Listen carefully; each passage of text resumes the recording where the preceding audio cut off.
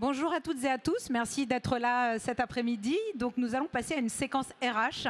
Donc ce n'est pas le même sujet que tout à l'heure, mais bon, on va essayer de parler d'un sujet qui intéresse, j'espère, tout le monde. Donc notre objectif, c'est de voir comment les ressources humaines peuvent anticiper et agir sur les compétences avec l'arrivée de l'intelligence artificielle. Vous savez que l'intelligence artificielle est dans notre quotidien déjà, que ce soit dans la vie professionnelle que dans la vie privée.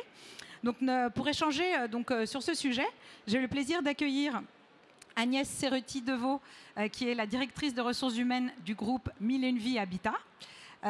Stéphane Gigou, qui est donc le directeur ressources humaines du groupe FDI.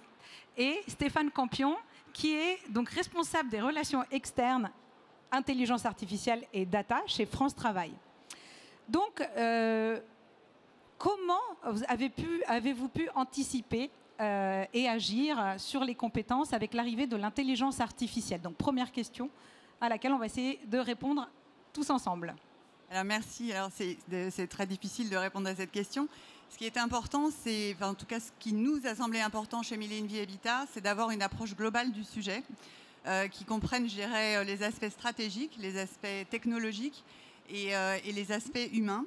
Donc nous avons lancé, sous l'impulsion en fait, du COMEX, donc avec le directeur des systèmes d'information, un groupe de travail qui va être chargé en fait, de finaliser une feuille de route d'ici la fin novembre pour fixer des priorités en termes d'action pour implémenter l'intelligence artificielle dans le groupe, dans les différents métiers, dans les différentes organisations. On essaye de le faire de manière pragmatique, efficace, mais on n'a pas attendu non plus les résultats du groupe de travail pour commencer à implémenter l'intelligence artificielle. Donc nous avons déployé l'année dernière, en 2024, l'outil Bing, qui est l'outil, on va dire, en mettant des guillemets, le ChatGPT de Microsoft, qui est moins connu. Et puis nous avons lancé une initiative autour de 50 ambassadeurs en déployant l'outil Copilot, donc qui est un outil d'aide, on va dire essentiellement administratif dans l'entreprise. Et nous entendons donc le déployer plus largement, j'en reparlerai après. Merci Agnès. Stéphane? Bonjour. Bien, en 2024, au niveau du COMEX, on a souhaité s'emparer du sujet avec la conviction que la société civile était bien plus avancée que le monde de l'entreprise sur le sujet. Dans les derniers chiffres avancés, c'est 700 millions d'utilisateurs hebdomadaires sur ChatGPT. Donc on voulait prendre le train, même s'il était déjà en marche, mais au moins monter dans un wagon, avec l'idée de lier à l'IA le risque de cybersécurité, qui est un risque majeur pour les entreprises. Donc partant de ce constat, en 2024, nous avons initié la démarche sur l'IA. Très bien, merci. Stéphane, côté France Travail, on aimerait bien savoir comment ça se passe. Alors côté France Travail, bonjour à toutes, bonjour à tous déjà. Côté France Travail, ce qu'il faut savoir, c'est que le sujet d'intelligence artificielle et de données, ce n'est pas un nouveau sujet. Ça fait à peu près une dizaine d'années que l'établissement travaille autour de ces éléments qui sont importants. Ce qui a accéléré notre démarche, c'est l'arrivée de l'IA générative en 2024. Et comme tu le précisais tout à l'heure, le sujet est venu de nos usagers dans leur utilisation personnelle. Et ils l'ont apporté dans leur utilisation professionnelle. Donc la conviction, la démarche, la stratégie qu'on a montée était de se dire qui sait le mieux ce dont il a besoin pour faire quoi? Nos usagers. Donc en termes de démarche, la manière dont on construit les produits chez France Travail, c'est pour, par et avec nos utilisateurs. C'est eux qui savent ce dont ils ont besoin. Et pour faire le parallèle avec ce que tu mentionnais tout à l'heure, la vraie genèse, c'est que début 2024, on a eu un certain nombre de collaboratrices et de collaborateurs de France Travail qui utilisaient ChatGPT dans leur cadre professionnel. Donc avec des problématiques de sécurité liées à l'utilisation des données personnelles qui sont confiées à France Travail par ses utilisateurs. Donc le premier vraiment produit qu'on a développé pour parer avec eux, c'est la mise à disposition d'un chat France Travail qui est une émanation, en tout cas une inspiration forte de ChatGPT, mais qui n'est pas opéré par ChatGPT, qui est opéré par Mistral. Oui, l'outil d'intelligence artificielle français. Très bien. Et quelles actions concrètes avez-vous mis en place pour accompagner les collaborateurs? Alors, en ce qui concerne le déploiement de Copilot, qui va être déployé plus largement dans l'entreprise. Donc, comme je le disais tout à l'heure, on a d'abord déployé la solution auprès de 50 utilisateurs Et puis nous avons mené des sessions d'idéation avec nos partenaires, dont Microsoft, dans l'objectif en fait par métier de définir des cas d'usage dans lesquels en fait l'outil pourrait être utilisé et plus largement développé en fait au sein de la société. Donc 50 personnes dans un premier temps, des solutions donc, qui ont été définies par métier.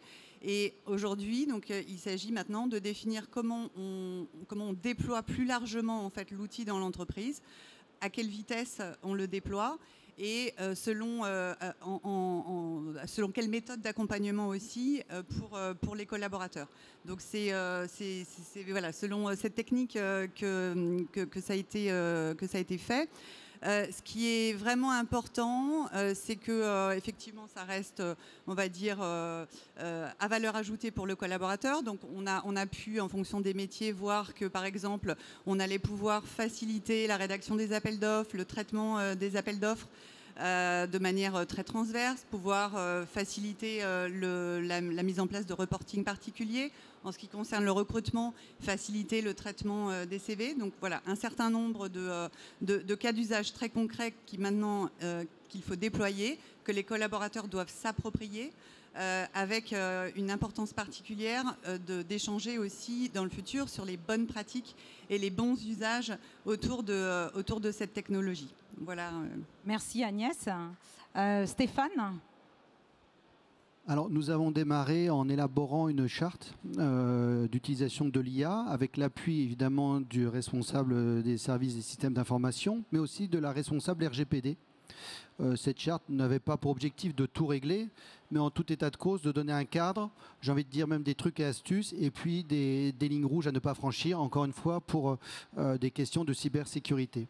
Une fois qu'on a largement communiqué sur cette charte, nous avons mis en place déjà pour les fonctions de support des sensibilisations à l'intelligence artificielle, car il ne faut pas sous-estimer que les gens ont une approche différente, voire une connaissance différente sur le sujet. Donc ça, c'est la deuxième étape. Et la troisième étape, c'est de former sur la base du volontariat les gens au prompt pour déployer une version, la version professionnelle de ChatGPT. Bref, c'est de ne pas donner un outil dans les mains sans être formé, en s'assurant que tout le monde a le même niveau d'information et de connaissance sur le sujet. Très bien, merci beaucoup. Chez France Travail ? Alors, chez France Travail, encore une fois, on est parti du terrain. Donc, toute la notion d'adoption, de sensibilisation, d'acculturation autour des sujets de l'IA, on les a construits avec nos utilisateurs. Ce qu'il en ressort de manière concrète en termes de dispositifs, c'est, comme tu le mentionnais, il y a un vrai sujet. Alors, autour du prompt, je ne sais pas si ça parle à tout le monde le prompt, mais en l'occurrence, moi, je parle plutôt de contexte. C'est comment je donne du contexte à une IA générative pour qu'elle comprenne ce que j'attends et comment je peux dialoguer avec elle, avec ce contexte. Donc il y a pas mal de... on appelle ça des prompt parties. Il y a des équipes qui accompagnent. Chez France Travail, on a un pôle spécialisé dans l'accompagnement au changement qui vient proposer des prompt parties pour bien comprendre comment on interagit avec une IA générative. On a aussi des capsules vidéo. On a des modules de formation qui sont associés à l'Académie France Travail, qui vient former les collaboratrices, les collaborateurs de France Travail et également les agents du réseau pour l'emploi. Et à côté de ça, on va sur le terrain. C'est beau de dire on construit pour pareil avec le terrain, mais la plupart des communications, la plupart des éléments de sensibilisation se font directement auprès de nos usagers sur le terrain. Donc on est beaucoup sur le terrain. Très bien, merci beaucoup pour ces explications. On a évoqué tout à l'heure la sensibilisation. Donc on sait que l'intelligence artificielle peut être perçue comme une menace par beaucoup de personnes. Comment avez-vous fait pour rassurer les collaborateurs ? Alors moi, je ne dirais pas qu'elle peut être perçue comme une menace. Je pense que certains, effectivement, l'aperçoivent comme une menace, mais en même temps, il y a beaucoup d'attentes en fait, dans notre groupe de la part des collaborateurs qui attendent en fait, que nous déployions très largement des solutions d'intelligence artificielle générative. Donc beaucoup d'attentes et sans attendre, je dirais, les actions concrètes que nous allons déployer avec le groupe de travail dont j'ai parlé tout à l'heure, il y a déjà des collaborateurs qui, comme vous, se sont saisis de ChatGPT et qui, d'ailleurs, dans le cadre de leur travail, utilisent déjà ChatGPT dans un mode qu'on appelle, je crois, Shadow, et interagissent avec ChatGPT pour faire un certain nombre d'activités dans leur quotidien de tous les jours. Donc ce qui est vraiment important, et comme vous le disiez tout à l'heure, c'est d'un point de vue risque, c'est de pouvoir sensibiliser ses collaborateurs en fait sur les différents risques que cela entraîne en fait de pouvoir donner des informations à ChatGPT en utilisant par exemple le nom de la société à laquelle on appartient ou d'autres informations confidentielles qui vont ensuite sur le net. Donc il est clé en fait de donner, d'acculturer les collaborateurs à l'utilisation de ces outils, aux risques, aux limites, mais aussi bien sûr aux possibilités, de manière bien sûr à leur faire prendre conscience également qu'il est toujours clé en fait que ce soit l'individu qui reste maître des informations qu'elle fournit à la machine et qu'elle sort également à la machine. Donc on va lancer dans le cadre de notre académie, de notre campus formation, donc une académie digitale, et un certain nombre de programmes viendront enrichir en fait cette académie digitale, et on va former l'ensemble des collaborateurs à partir du 4e trimestre à l'utilisation, aux risques, aux limites, ce que c'est, ce que ce n'est pas, ce que ça permet, ce que ça ne permet pas. Très bien, merci beaucoup Agnès. Stéphane ? L'inquiétude, elle est humaine et naturelle, donc on passe autant que possible par beaucoup de pédagogie, d'explication. Lorsque le salarié se rend compte qu'une intelligence artificielle peut l'aider à gagner du temps sur des tâches rébarbatives, c'est un plus. Donc on part aussi de cas d'usage. Mais il ne faut pas effectivement sous-estimer le fait qu'un salarié qui se rend compte que là où il mettait 4 heures, il met une demi-heure, ça peut l'interpeller, il peut le voir côté verre plein comme côté verre vide. Donc c'est à nous d'accompagner et d'expliquer que ce changement se fera avec lui. Donc cette résistance naturelle au changement passe par, encore une fois, beaucoup de pédagogie, des cas pratiques, des cas d'usage et de la communication, je dirais, à tous les niveaux et régulière. Très bien, merci. Stéphane ? Deux angles. Le premier angle, c'est comment on donne un cadre de confiance. Avant de dire vous allez pouvoir utiliser pour faire ceci ou cela, c'est poser un cadre de confiance. Nous, on l'a posé chez France Travail en 3 dimensions. La première dimension, on a été le premier acteur public ou privé à faire une charte éthique sur l'utilisation de l'intelligence artificielle au sens large du terme chez France Travail. L'élément important de cette charte éthique, je pense qu'on sera tous d'accord là-dessus, c'est que c'est un outil au service de. Ça veut dire que les produits qui sont opérés par l'intelligence artificielle chez France Travail ne vous font que des suggestions ou des propositions, mais n'automatisent pas des actes métiers, en tout cas pour l'instant. Ça, c'est le premier niveau, c'est on pose un cadre de confiance. Le deuxième niveau, c'est qu'on augmente ce cadre de confiance avec un regard externe. On s'est doté d'un comité consultatif éthique autour de l'intelligence artificielle chez France Travail avec des sociologues, des philosophes, des scientifiques, des représentants des organismes syndicaux, des représentants des demandeurs d'emploi. L'idée est de se dire, quand on part dans une réflexion sur un usage, on se donne une vision un peu plus globale, un peu plus sociétale de ce qu'on est en train de faire, et du coup on s'interroge et on se pose des questions différentes. Je donne juste une petite illustration. Surtout dans les métiers RH, à un moment, un sujet était très à la mode, c'était les soft skills. Scientifiquement, comment est-ce qu'on mesure un soft skills? Donc typiquement, c'est des sujets qu'on a posés sur la table avec ce comité consultatif éthique, et on s'interroge différemment et on va un petit peu plus profondément que de se dire aujourd'hui il y a les soft skills et les hard skills. Voilà, ça c'est le deuxième angle. Et le troisième angle, encore une fois, c'est qu'on a un cadre, on a un comité consultatif éthique, mais en même temps, il faut l'opérationnaliser.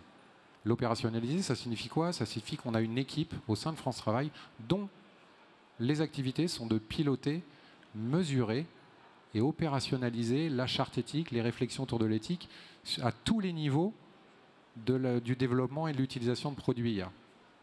Et ça donne de la confiance à nos utilisateurs. Et si nos utilisateurs ont confiance, ils sont plus propices à adopter les produits qu'on leur met à disposition. Très bien, merci pour ce complément. Donc on parle de compétences, de soft skills, de hard skills, de tout ce qui a trait donc, à l'évolution des métiers. Selon vous, quelles compétences humaines resteront clés face à l'intelligence artificielle? Alors c'est aussi très difficile de répondre à cette question parce que l'outil évolue aussi en permanence, donc on ne sait pas voilà, comment demain il sera. quand on interroge un certain nombre de personnes, et notamment les managers, des personnes qui utilisent déjà l'intelligence artificielle, on se rend compte qu'il y a des éléments alors, de soft skills qui sont clés et qui seront clés peut-être de savoir-être. C'est d'avoir un esprit créatif, de savoir prendre des décisions éclairées. Donc, c'est pas je fais confiance à la machine et je prends la décision. C'est comment aller chercher l'information, garder un esprit très critique en fait sur ce que l'outil apporte. Donc, les compétences de demain, c'est difficile tout de suite de répondre à la question. Nous avons choisi, dans le cadre de notre gestion prévisionnelle des emplois et des compétences, de lancer un nouveau référentiel des emplois et des compétences dans l'entreprise. Et cet élément, en fait, va être pris en compte aussi dans le cadre des compétences pour chaque poste de travail. C'est une question en fait qu'on va devoir se poser pour définir quelles sont les compétences nouvelles qui apparaissent du fait de l'utilisation de l'intelligence artificielle, quelles sont peut-être celles qu'il faut faire évoluer, et puis quels sont les métiers aussi nouveaux qui seront peut-être demain, dans 2 ans, dans 3 ans. Alors, il faut être assez humble parce qu'effectivement, c'est très très difficile aujourd'hui de répondre à toutes ces questions, sachant que ça change très très très très vite. Oui, ça change constamment, effectivement. Vous n'avez pas prévu de recruter des prompteurs chez vous? Stéphane, de votre côté. Oui, finalement, avec l'arrivée de l'IA, je suis encore plus content d'être directeur des ressources humaines parce que je suis persuadé que le facteur clé de succès d'une entreprise, c'est la valeur humaine. Donc, on a connu d'autres révolutions. Pour les plus anciens, je pense à Internet. Je ne vais même pas parler du fax. Certains ne connaissent pas sans doute dans la salle. Quoi qu'il en soit, l'IA reste un outil. Donc, il doit être dans la main de l'utilisateur. Il faut rappeler qu'on fait un métier de service. Et que l'humain reste au cœur de nos métiers. Ça, déjà, c'est un point important. Ensuite, l'outil doit avoir une finalité et donc gardons en tête pourquoi nous devons utiliser l'IA et quelle IA. Aujourd'hui, on le voit, on est assailli, que ce soit les responsables SSI, que ce soit les DRH, par moult applications, outils qui nous font la révolution. Mais pourquoi faire? Donc ça, déjà, c'est un premier pas à faire. Ensuite, dans les compétences, ce qui va être aussi très intéressant, c'est que nous allons avoir dans les entreprises différentes générations.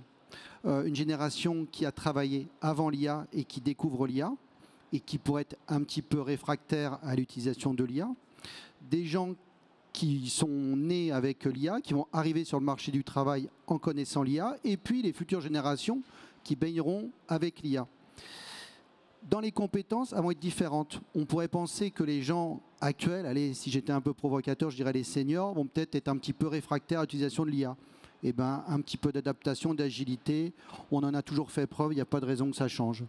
Et puis, les générations qui vont arriver en trouvant que c'est génial l'IA parce qu'on gagne 3 heures, parce que ça permet d'eux, eh bien peut-être dans leurs compétences, c'est de rester courageux dans l'effort et de ne pas s'abandonner à la décision, à ce qu'apportera l'intelligence artificielle, tout aussi forte soit-elle. Une autre compétence, à mon sens, ça va être que chaque salarié arrive à se repositionner dans son métier avec l'arrivée de l'IA. On ne doit pas devenir des spécialistes de l'IA d'une application, mais restons des spécialistes de nos métiers, ce qui fait notre singularité. L'IA, c'est une destruction créatrice, eh bien, à nous de rebondir là-dessus.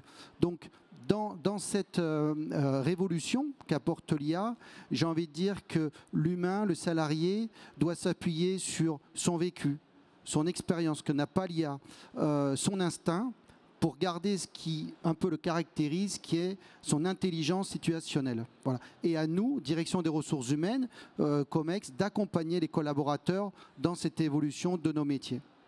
D'où l'importance de la gestion des emplois et des parcours professionnels, effectivement. Stéphane?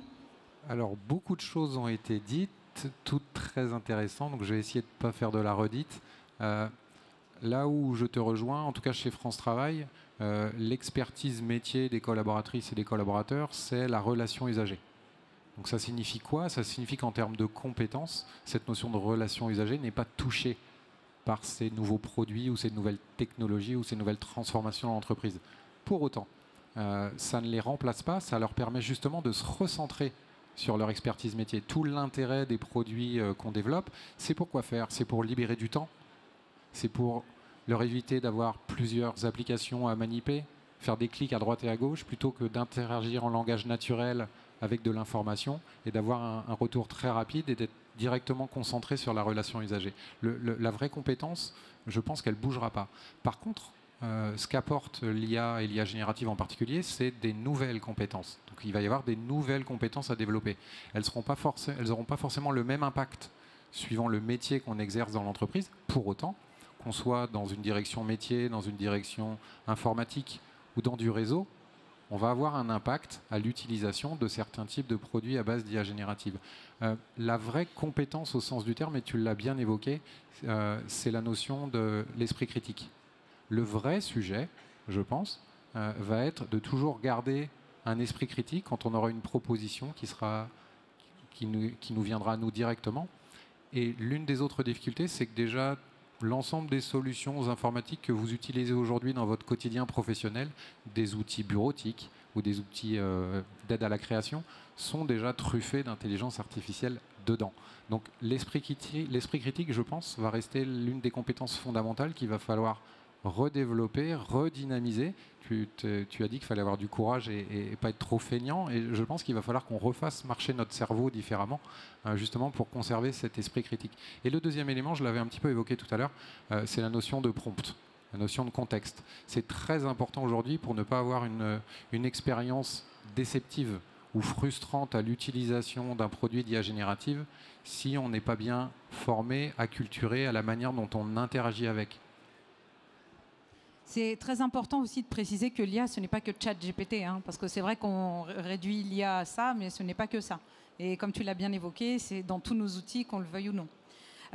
Est-ce qu'aujourd'hui, vous avez déjà pu un peu évaluer l'impact de vos actions et vos démarches IA sur les compétences? C'est peut-être un petit peu tôt? Oui, en ce qui nous concerne, c'est trop tôt en fait pour avoir un retour sur les compétences. Voilà. On sent un certain nombre de choses, les managers nous disent aussi un certain nombre de choses, mais on n'a pas encore été assez loin dans la démarche en fait pour avoir ce retour.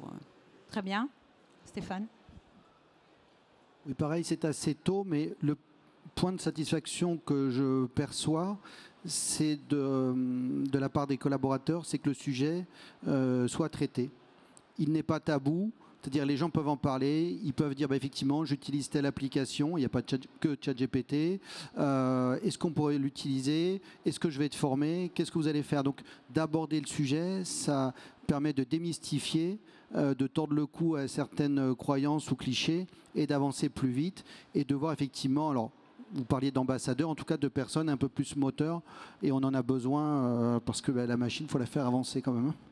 On fera un petit point d'ici quelques mois ensemble sur le sujet. Stéphane? Alors pour le coup, oui, je peux vous faire un retour d'expérience. Le premier, c'est que l'adoption par les collaboratrices au sein de France Travail et où les usagers est très forte. Pourquoi ? Simplement parce que ces outils-là, aujourd'hui, proposent une nouvelle expérience utilisatrice-utilisateur. Et quand on dit une nouvelle expérience utilisatrice-utilisateur, on parle de quoi?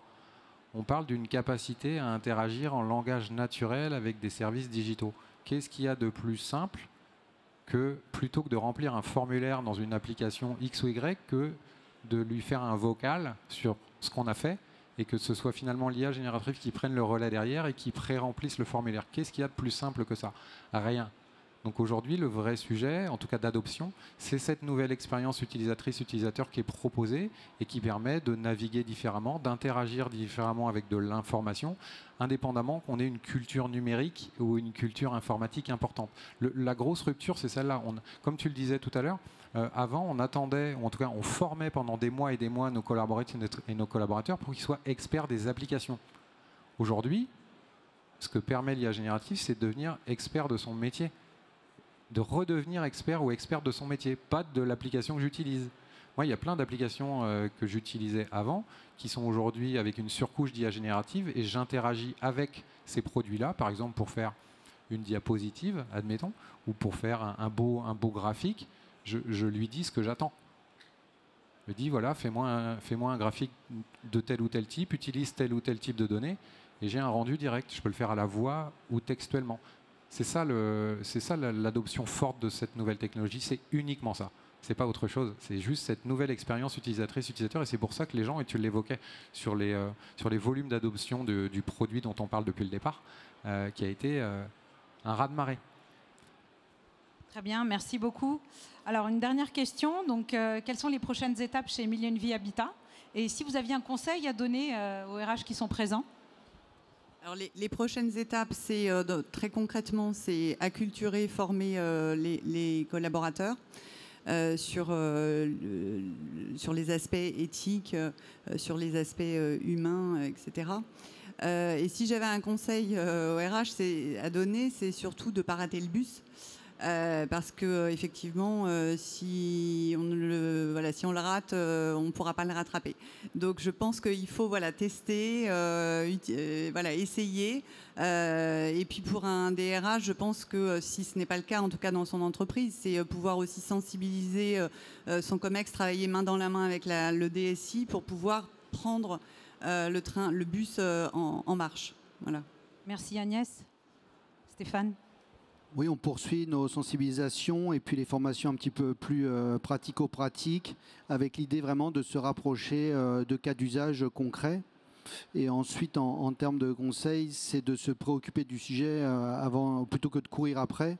Évidemment, il faut que ça parte du top management. Il faut qu'au niveau du COMEX, il y ait la conviction que le sujet est déjà dans l'entreprise et qu'il faut plutôt le piloter que de le subir. Effectivement. Stéphane? Les sujets devant nous, c'est continuer l'accélération de l'acculturation et de la sensibilisation de l'ensemble de nos publics. Et pas uniquement les 55 000 collaboratrices et collaborateurs de France Travail, c'est aussi participer à l'effort national de sensibilisation des citoyens. Pour cela, on a développé un calendrier de l'IA, qui est comme un calendrier de l'Avent, où vous avez quelques éléments qui vous permettent de comprendre un petit peu comment on s'en saisit. Les risques, tu parlais des risques, les risques éthiques à l'utilisation de certains produits, et commencer à toucher du doigt l'intérêt que ça peut avoir pour moi d'utiliser ce type de produit. Donc, je vous engage les unes et les autres, si ça vous intéresse, ce calendrier, il est public. Donc, n'hésitez pas, vous utilisez votre moteur de recherche favori, vous tapez calendrier de l'IA France Travail, vous tomberez dessus. Le deuxième élément, pour nous, c'est aussi de continuer notre feuille de route pour opérer des produits d'intelligence artificielle qui sont souverains, responsables et éthiques. Ça veut dire qu'on fait des choix aujourd'hui de solutions, de partenaires avec qui on travaille, qui nous permettent de proposer des solutions qui sont éthiques, responsables et souverains. Pour un opérateur de service public comme France Travail, vous imaginez bien que la notion de souveraineté, c'est un élément important par rapport aux informations qui nous sont confiées par nos usagers, que ce soit nos chercheurs d'emploi ou nos recruteurs ou nos propres données à nous. Donc là, on continue ce chemin-là. C'est pour ça que j'évoquais tout à l'heure le partenariat avec Mistral, qui est aujourd'hui l'une des seules propositions qui a le même niveau de performance que d'autres types de propositions américaines ou chinoises, mais qui nous permet d'avoir des éléments qui sont entraînés avec une culture européenne. On n'a pas beaucoup évoqué les biais sur ces sujets, mais l'avantage aussi de travailler avec ce genre de partenaire, c'est qu'on diminue aussi les biais d'interprétation quand on interagit avec une IA générative. Si elle a été entraînée avec une culture américaine ou une culture chinoise, le modèle ne réagit pas de la même manière, donc il te fait des propositions différentes, et si tu n'as pas ton esprit critique, ce qu'on échangeait tout à l'heure, en fait, tu peux prendre l'information telle qu'elle est alors qu'elle a été finalement orientée pour te répondre de telle manière. Et l'orientation est tellement bien faite que tu y crois à la proposition qu'on te fait. Oui, je suis totalement d'accord. C'est vrai que l'esprit critique, c'est quelque chose qu'il faut vraiment développer vis-à-vis de l'IA. Donc si je résume, donc on doit se saisir du sujet, on doit rassurer nos salariés et on doit aussi les accompagner à développer justement des compétences qui pourraient être vraiment utiles et essentielles face à l'IA. Et déjà, je tiens à vous remercier pour vos 3 présentations. Et donc, si certains ou certaines RH sont disponibles le 2 décembre, nous allons organiser une grande journée professionnelle sur les compétences. Donc, nous aurons nos 3 intervenants qui seront là pour développer d'autres sujets sur les compétences. Donc, merci beaucoup et à bientôt. Merci.